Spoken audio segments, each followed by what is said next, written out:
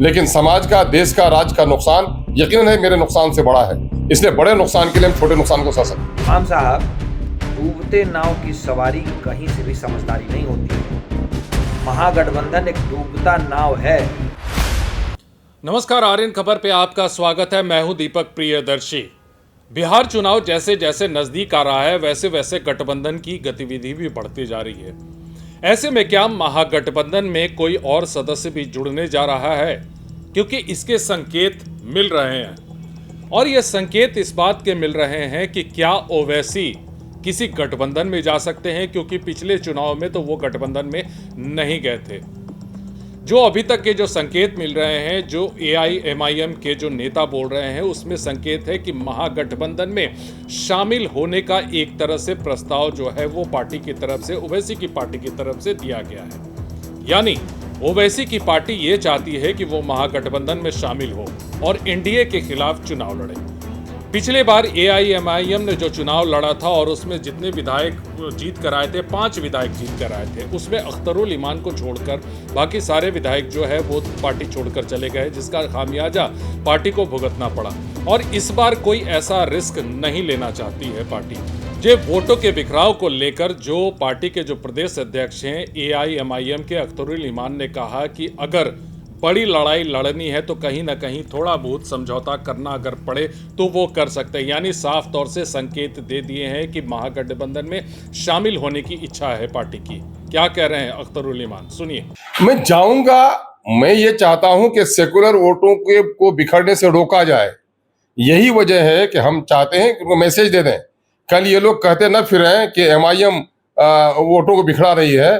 हम यही नहीं कहा है, बल्कि बिहार के बहुत सारे मुस्लिम और नॉन मुस्लिम जो धार्मिक संगठन हैं, जो लोग इलेक्शन के जमाने में बड़े चिंतित होते हैं कि अच्छी सरकार बने, उनको भी हमने कहा है कि ये वक्त है सर जोड़ कर बैठने का, कि आने वाले दिनों में बिहार का और नुकसान नहीं हो।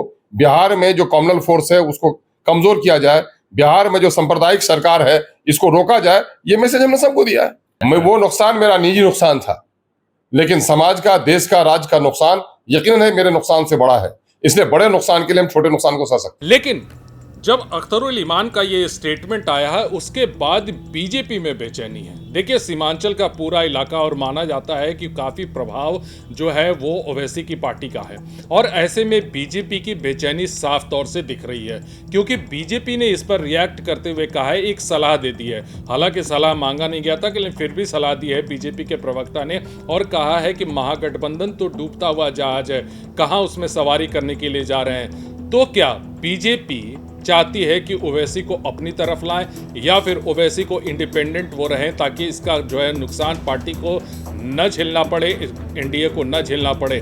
क्या सलाह दे रहे हैं बीजेपी के प्रवक्ता, सुनिए। राजनीति में किसी को भी अपना निर्णय लेने की पूरी आज़ादी होती है। AIMIM एक इंडिपेंडेंट पार्टी है, और बैरिस्टर साहब ने अगर अख्तरुल इमाम साहब को बिहार में गठबंधन के वास्ते निर्णय लेने का राइट दिया है तो ये उनका निजी निर्णय है। पर मैं अख्तरुल इमाम साहब को एक सलाह ज़रूर देना चाहूँगा। इमाम साहब, डूबते नाव की सवारी कहीं से भी समझदारी नहीं होती है। महागठबंधन एक डूबता नाव है, और महागठबंधन सही मायने में महाठगबंधन है, ये आपसे बेहतर कौन जानेगा। आपके सिंबल पे जीते लोगों को तोड़ने का काम किया था तेजस्वी ने। बाकी मर्जी आपकी है। वैसे ये बात तो तय है कि बिहार एक बार फिर से NDA के साथ विकास की रफ्तार ही देखेगा।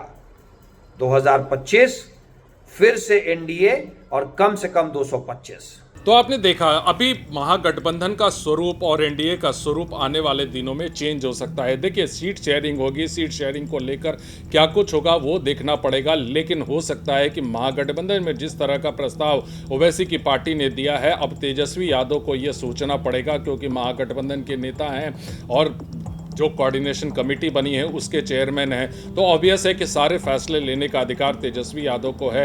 अब तेजस्वी यादव ये देखेंगे, वो ये तय करेंगे कि क्या ओवैसी, असदुद्दीन ओवैसी की पार्टी को महागठबंधन में शामिल किया जाए या नहीं।